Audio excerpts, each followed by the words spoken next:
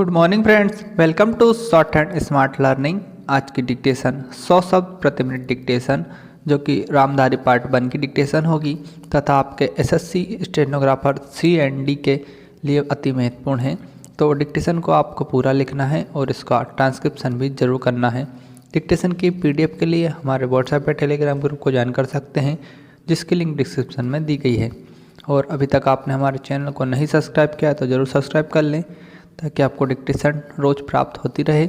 और डिक्टेशन को ज़्यादा से ज़्यादा शेयर कर दें ताकि जिन लोगों तक अभी डिक्टेशन नहीं पहुंच रही है उन सभी तक डिक्टेशन पहुंच पाए। डिक्टेशन शुरू होगी 5 सेकंड बाद।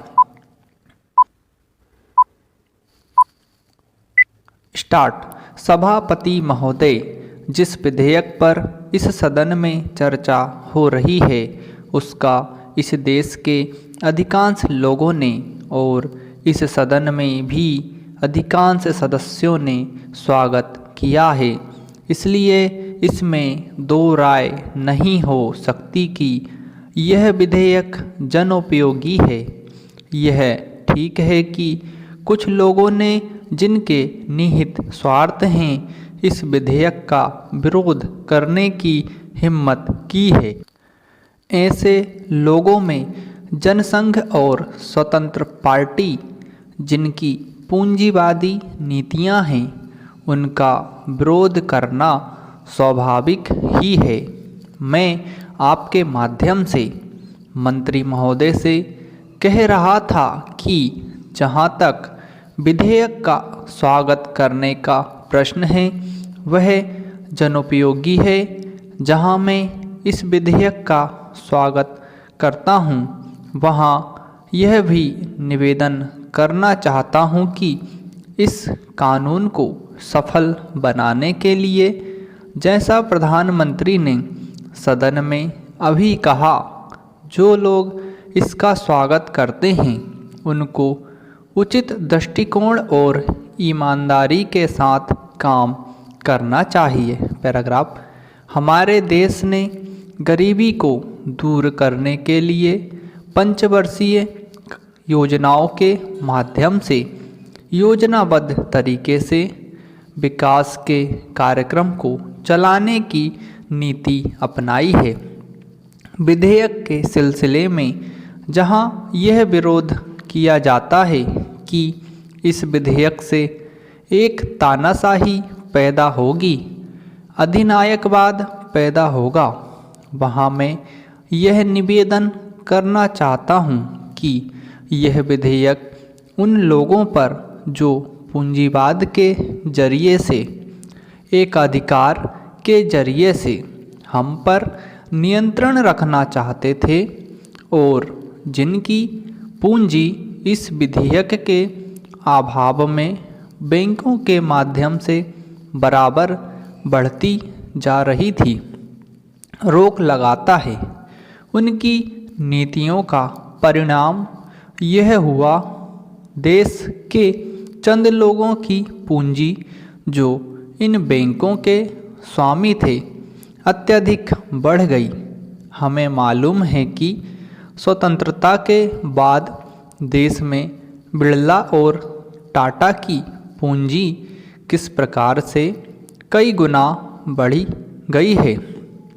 इसलिए कांग्रेस पर यह आरोप लगाया जाता रहा है कि उसके राज्य में मालदारों की मालदारी बढ़ती गई है। इसको कम करने के लिए कांग्रेस के निर्णय अनुसार यह कदम उठाया गया। यह कदम स्वागत योग्य है, लेकिन जहां इस कदम का स्वागत करने की बात है वहां इस बात की आवश्यकता भी है कि यह विधेयक खाली कागजों में ही ना बना रह जाए। आज के ज़माने में हमारे शासन में जिस तरह से नौकरशाही का बोलबाला है, जिसको यह सरकार समाप्त नहीं कर सकी है। पैराग्राफ। सभापति महोदय, मैं निवेदन करना चाहता हूं कि सबसे बड़ी आवश्यकता इस बात की है कि इन बैंकों में इन नौकरशाहों को न रखकर उनके संचालन के लिए ऐसे लोगों को रखा जाना चाहिए जिनका बैंकों के राष्ट्रीयकरण में पूर्ण विश्वास हो, क्योंकि किसी संस्था में जब संस्था को चलाने वाले लोग ऐसे नहीं होते जो संस्था के कार्यक्रम में विश्वास रखते हों, तब तक यह संस्था कभी सफल नहीं हो सकती। मेरा कहना यह है कि हमारे देश में सार्वजनिक उपक्रम जो असफल है, उसका सबसे बड़ा कारण यही रहा है। जितना भी असफलता हुई है, उसका कारण हमारी नौकरशाही रही है। जिस नौकरशाही को समाजवाद में बिल्कुल भरोसा नहीं है, उसका सदा बोलबाला रहा है। इसका परिणाम यह रहा है कि एक और तो इस देश में छोटे छोटे मामलों में बराबर देरी होती गई है, निर्णय नहीं लिए गए हैं, और दूसरी ओर उसके होने वाले लाभों से गरीबों को दूर रखा गया है। पैराग्राफ। बैंकों के राष्ट्रीयकरण के बाद इस बात की आवश्यकता है कि बैंक गांवों में जाते। आज तो बैंक एक तरह से शहर के एकाधिकार हो गए हैं, जिसके कारण वहीं पर सारे उद्योग पनपते जा रहे हैं। शहरों की जनसंख्या बढ़ती जा रही है और अलग अलग तरह की समस्याएं उत्पन्न हो रही हैं। उनको दूर करने के लिए आपके बैंकों को गांवों के अंदर जाना पड़ेगा।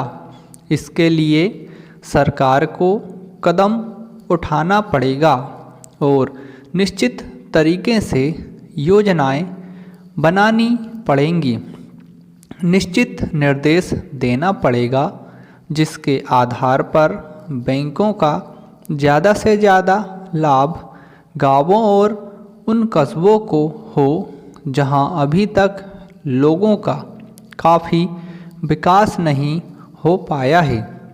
सभापति जी सांप्रदायिकता और जातिवाद इन दोनों के विरुद्ध सभी राजनीतिज्ञ हैं और जो इन दोनों से लाभ उठाना चाहते हैं, कम से कम मौखिक रूप से तो वह भी यही कहते हैं कि सांप्रदायिकता बुरी है, जातिवाद बुरा है।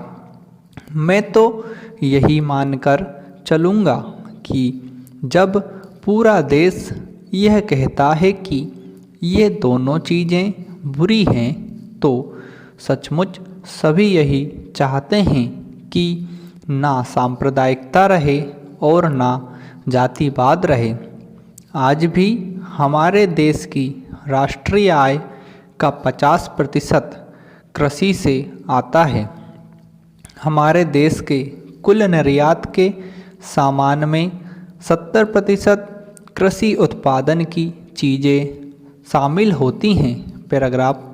महोदय, राष्ट्रपति ने अपने भाषण में राजभाषा आयोग की रिपोर्ट के संबंध में कहा है कि हम सदस्यों की राय लेकर भाषा संबंधी कोई नीति घोषित करेंगे।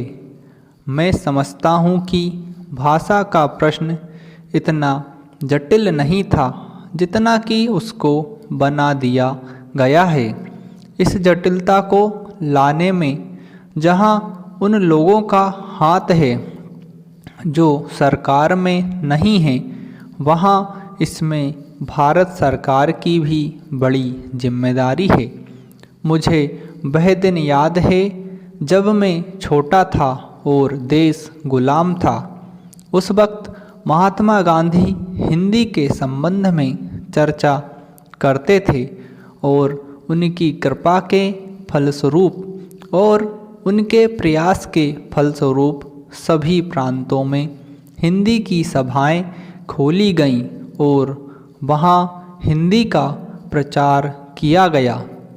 उस समय हम अंग्रेज़ों के गुलाम थे और अंग्रेज़ों ने ही हमारी राजभाषा अंग्रेजी घोषित कर रखी थी। तब हम अंग्रेजी से दूर थे और हिंदी के निकट थे, लेकिन आज जब हमारी अपनी सरकार है, हमारा अपना शासन है, हम हिंदी से दूर होते चले जा रहे हैं। एक समय था जब देश में हिंदी के संबंध में एक मत था। जब देश स्वतंत्र हुआ उस समय हिंदी के संबंध में घोषणा हो जानी चाहिए थी, लेकिन उस समय सरकार चुप हो गई। समाप्त। दोस्तों, डिक्टेशन को ज़्यादा शेयर कीजिए और हमारे चैनल को सब्सक्राइब कर लीजिए ताकि आपको इसी तरह की डिक्टेशन रोज़ प्राप्त होती रहे।